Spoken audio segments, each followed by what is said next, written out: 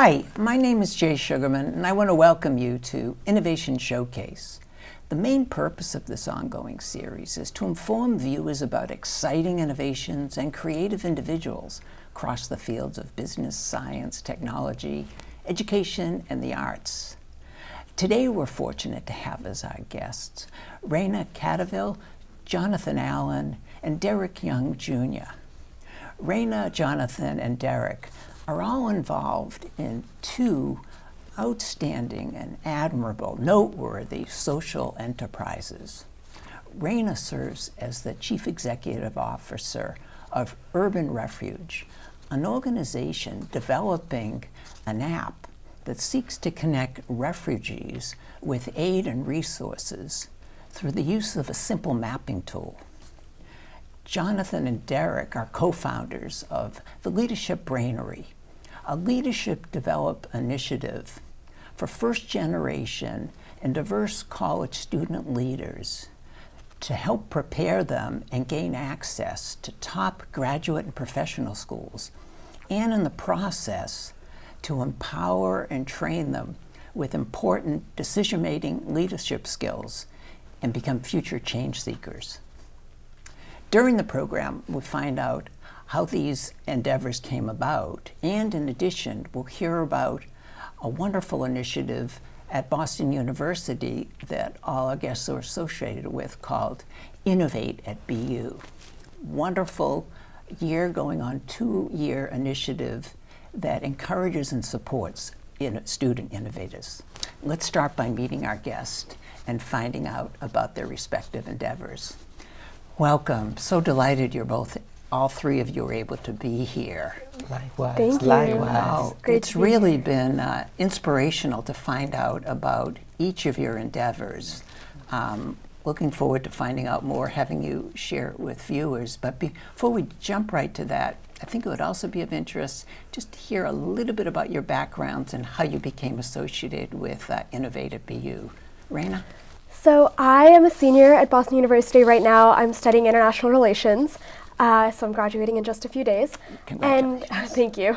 And I first got involved with Innovate by Cynthia Cohen, who was one of the women who founded Innovate, actually.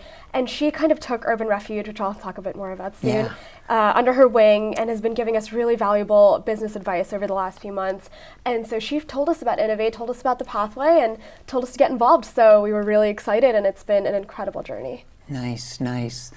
Jonathan? And I am a graduating law student at BU, and Congratulations thrilled as about well. it. Yeah. And that is certainly a part of my journey and the inspiration for which I'm committed to helping other first-generation and diverse student leaders who are coming after me to get access to these type of opportunities, and got involved with the Build Lab at BU Innovate through them reaching out to young innovators throughout the campus who needed support, and I took advantage. Yeah. I took advantage along with Derrick, and we went in and became a part of the Innovation Pathways program, and they've been an extraordinary support to us in pitching and weeding through our idea and figuring out how to make it the best that it can possibly be. Nice, nice. Well, we want to hear more soon. Derrick, welcome. Yes, thank you so much. I'm glad to be here.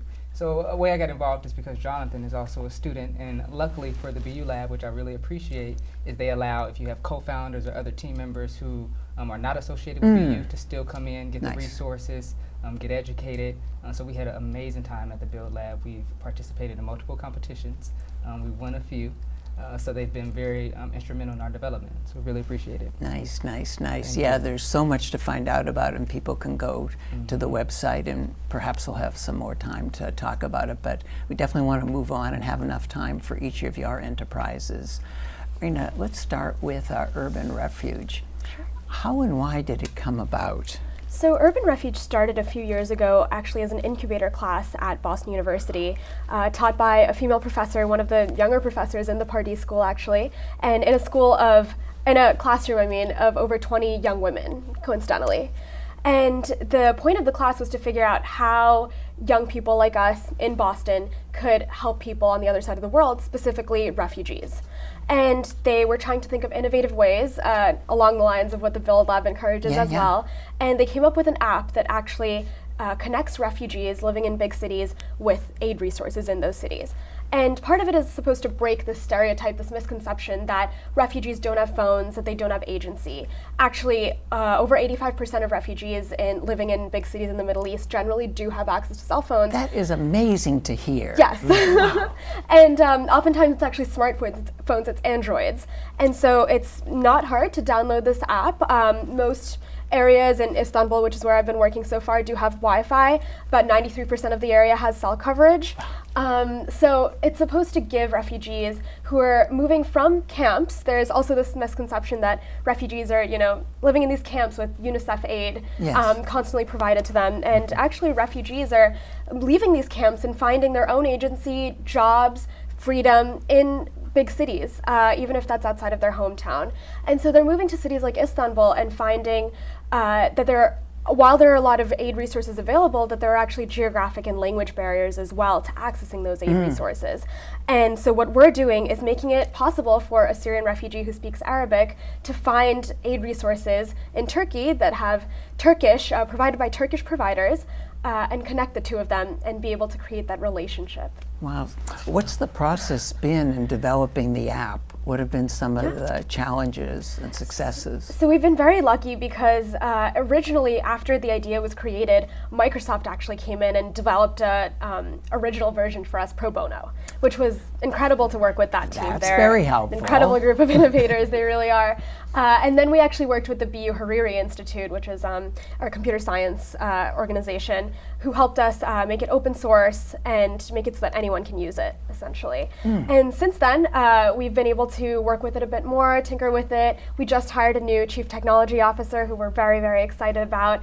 And we were just able to beta test the app for the first time on the ground in Istanbul about a month ago now, actually. So I know we want to hear about that very shortly.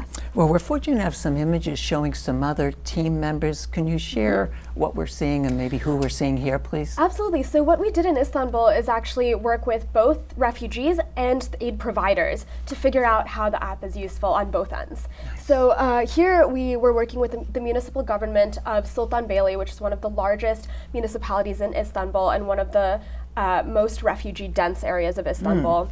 And they are actually very unique in Turkey in that they're very savvy with aid, very actively helping and actively on the ground with refugees. Oh, so fabulous. Yes, so it was incredible to be able to speak to them, and they were luckily very enthusiastic about working with us. So we were able to show them the app, see what they thought of it, figure out how technology fits into the work that they do. So that was one meeting that we had while we were there. We were also able to meet with a few other people, so the International Organization on Migration on the ground in Istanbul, and also some Syrian refugees actually while we were there to run a few focus groups and beta tests on the app and see what they thought was useful, what could be improved.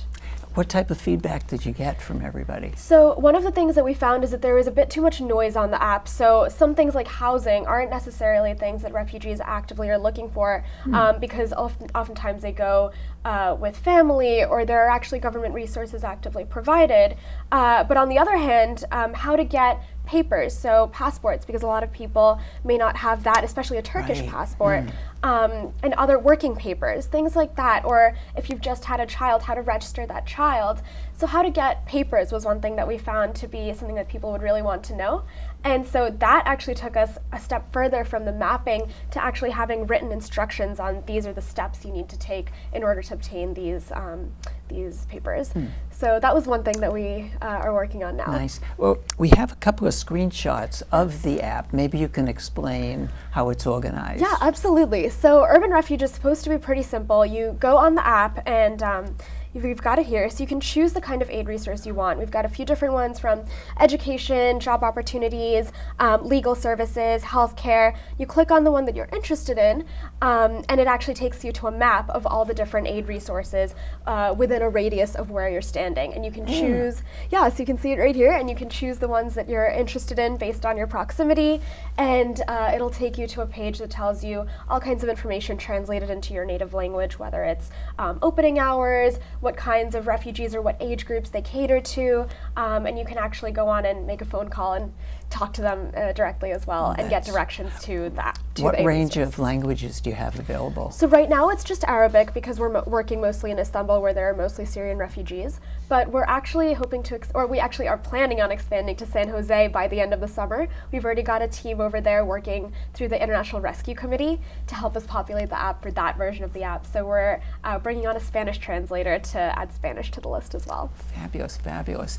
And the refugees themselves, were they able to take it the next step and actually utilize some of the resources that they were being in contact with through your guidance? So right now we haven't made it available to the public yet because we want to make sure that it's the most refined version of the app before we send it out there. But the sample group, the people yes. who are Exactly. So they were able to take a look and give us that feedback and tell us where they thought things were the most helpful. And we actually did get quite a bit of positive feedback, so we're very excited about that. And we had a diverse group from around Syria as well, who had some very interesting backgrounds. So we're hoping to head back there toward the end of August and nice. again at the beginning of next year and be able to run a couple more sets of beta tests. And what's interesting about the project actually is that it's also a research project. So the professor that helped to spearhead this is also using the app to figure out what the livelihood outcomes are for refugees who use the app and who are tuned into social media to get aid versus refugees who don't. And we're hoping to run a network analysis and a randomized control test on the data that we collect. That would be very exciting to hear about.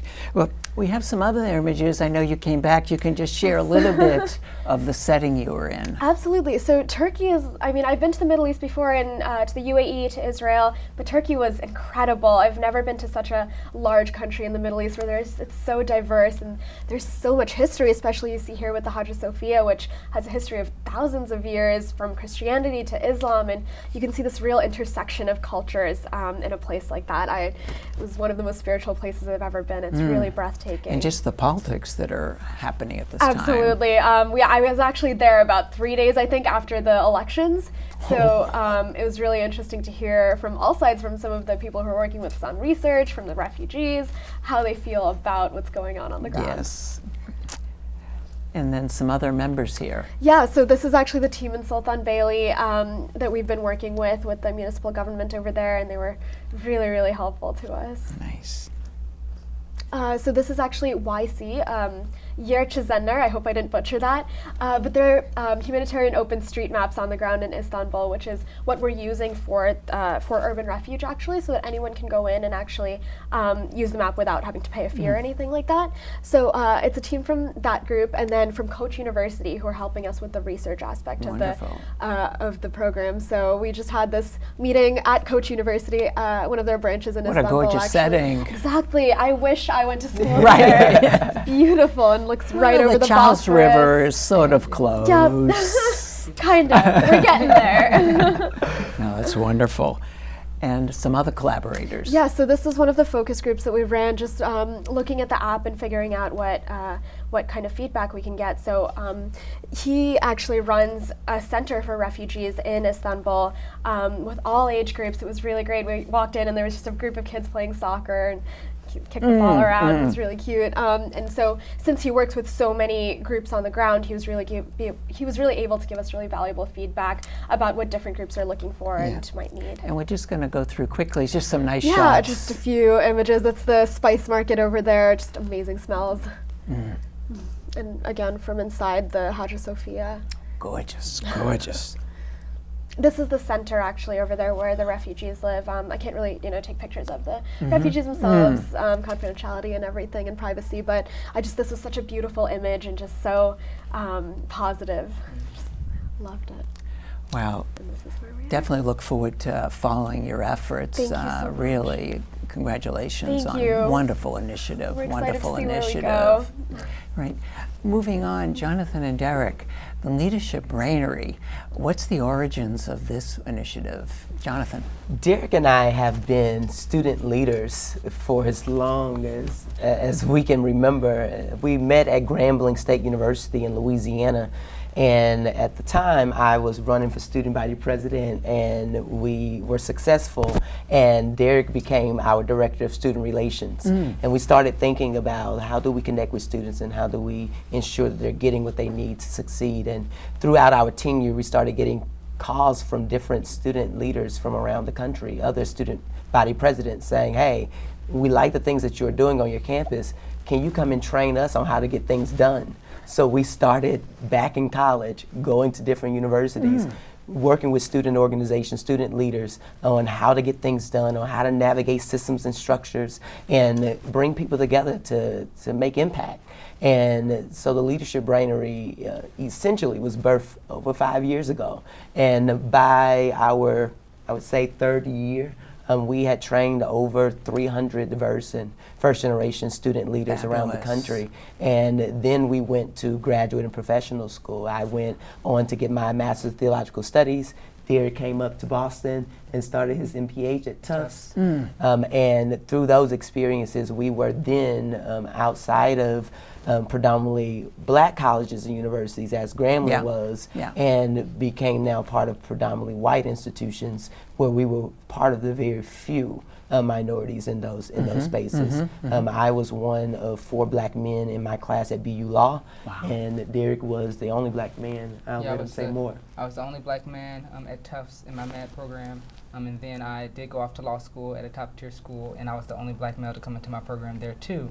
So I eventually left because it wasn't for me. But those experiences that we had with seeing the need for more diverse students, and definitely in these top graduate schools, it sparked us to expand the Leadership Brainery even more. Right, and it's such a commitment. Derrick and Jonathan as well. Could you build and share with people how it's developed since the initial start at Grambling? And some of the key features that are in place now. Most definitely. So what we wanted to create was something that wasn't temporary and really quick. You know, we go to a lot of leadership development institutes, and they may be 1 day or 3 days, and the students never get back together, they never see each other again. So how can we create a long-term development model that's actually building change and bringing people together so they build substantial relationships? So we created a 3-year model, a 3-year fellowship, which is called our National Ambassador Fellowship, making up of students throughout the United States, and they come together for 3 years. So it starts their sophomore year of college. They're nominated when they're freshmen. They start their sophomore year of college, and they go sophomore, junior, and senior year. And throughout that time, we're giving them personal development, professional development, and leadership development. They come to 3 summits each year, so we are excited. Our first summit is October 11th through the 13th. It's going to be hosted at Harvard Law School. We're expected to bring about 200 students together and have some amazing speakers and some amazing impact happening at that summit.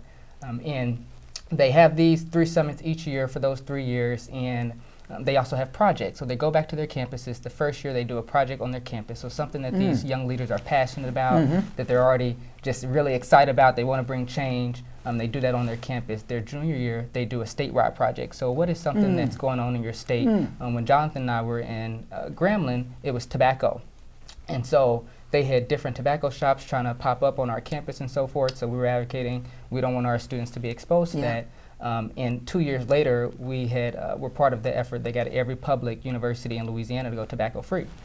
So Fabulous. Working on initiatives like that, and then their last year as seniors, they come together as a cohort and they do a project around the country. So whether that's a social media campaign, or each one of them want to go to their representatives and give them a certain message, something that they can all come together around and make change throughout the country.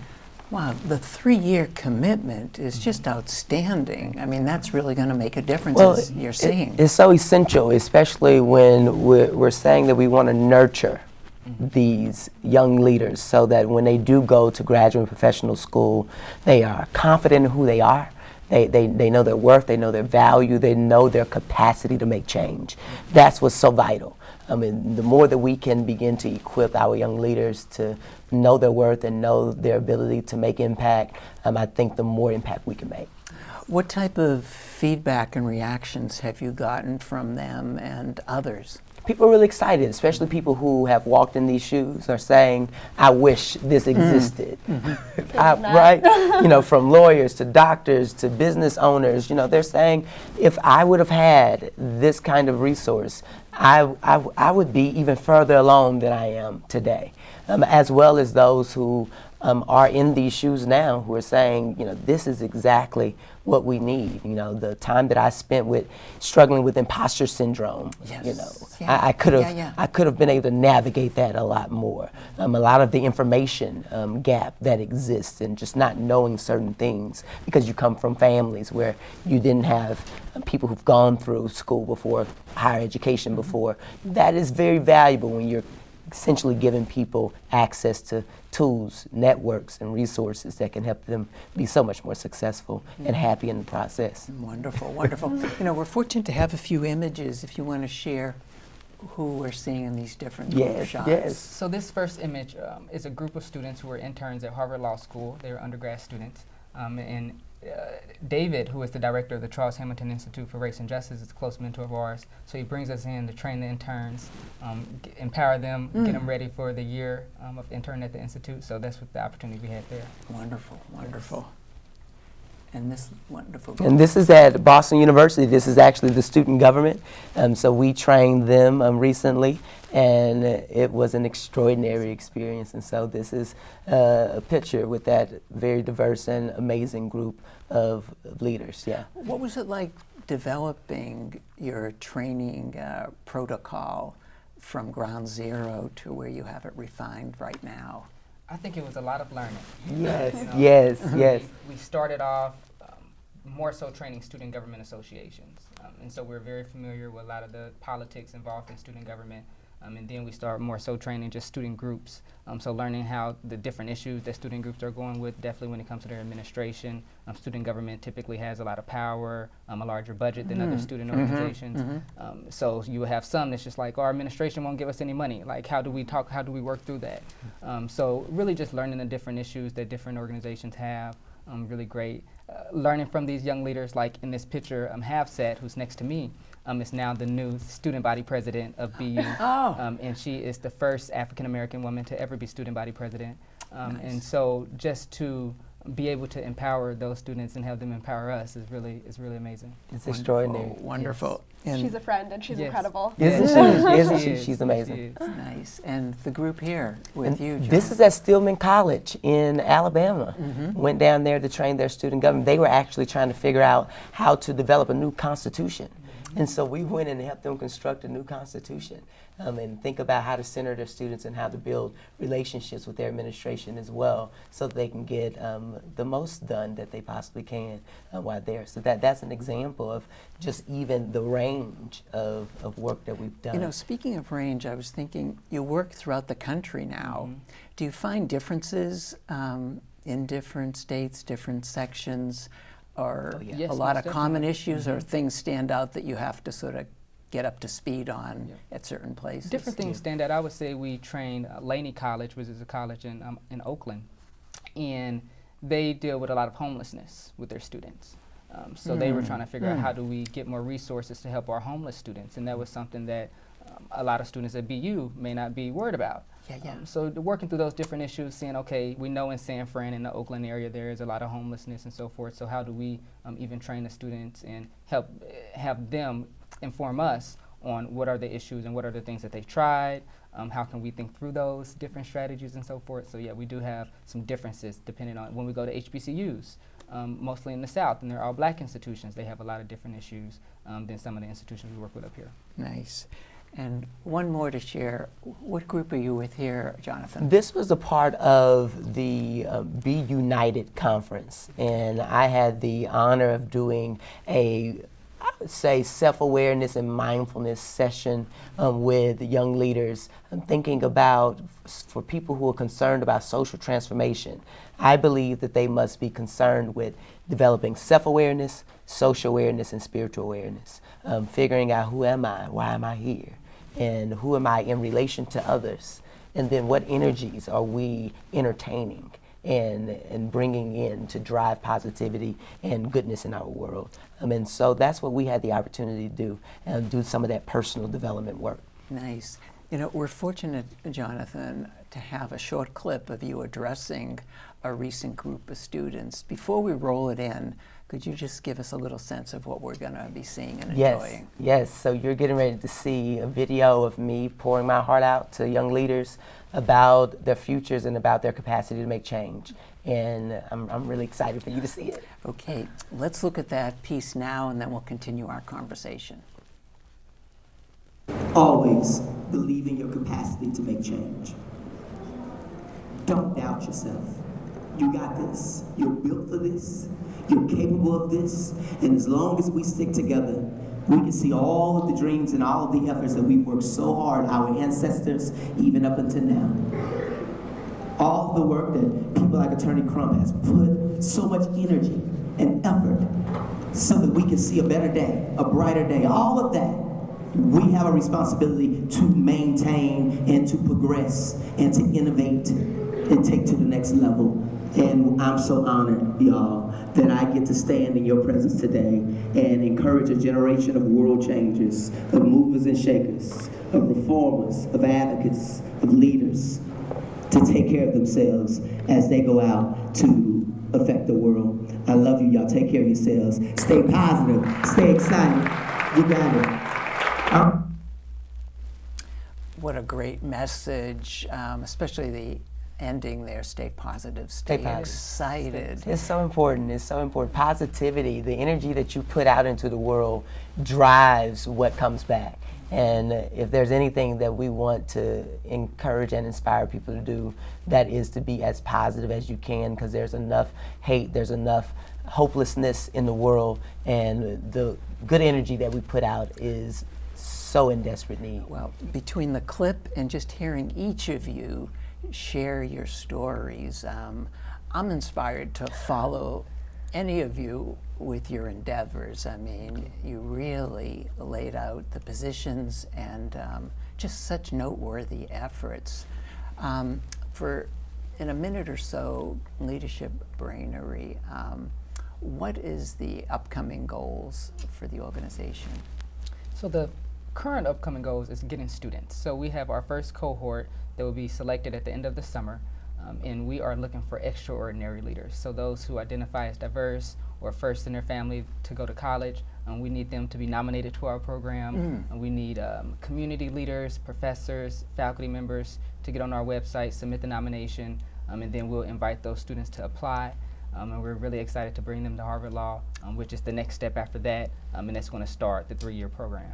Fabulous. And we're really excited. State Street has become one of our first sponsors for the summit. Yeah. And so we're encouraging other Congratulations. people who are interested in supporting us in this way to do just that. So get in contact with us and let's make this happen. Wonderful, wonderful. And Raina, about our urban refuge, what are the upcoming and future developments? Yeah, so basically we're hoping to spread around the world. So we're launching our first official versions of Istanbul and San Jose by the end of the summer. And then we have leads in Rome, in Northern California, Kentucky, Alaska, and India, hopefully. And so we just want to keep moving around the world as best as we can, help as many cities as we can, help as many refugees as we can. And we're always looking for new partners. So if there's anyone out there who can bring urban refuge to their city, we would love to. Wonderful, wonderful. Well, unfortunately, we could hear more and more, but we have to wrap up. I want to thank each of you for taking the time to be here, Jay, we for appreciate it. sharing the social work that you're all involved with. Just kudos to all of you and your team members, and look forward to following each of your endeavors. Yes, Thank you likewise. so Thank much. for This has having been us. incredible. Appreciate it. Yes. Also want to thank those of you watching for joining us, and hope you'll be able to tune in next time.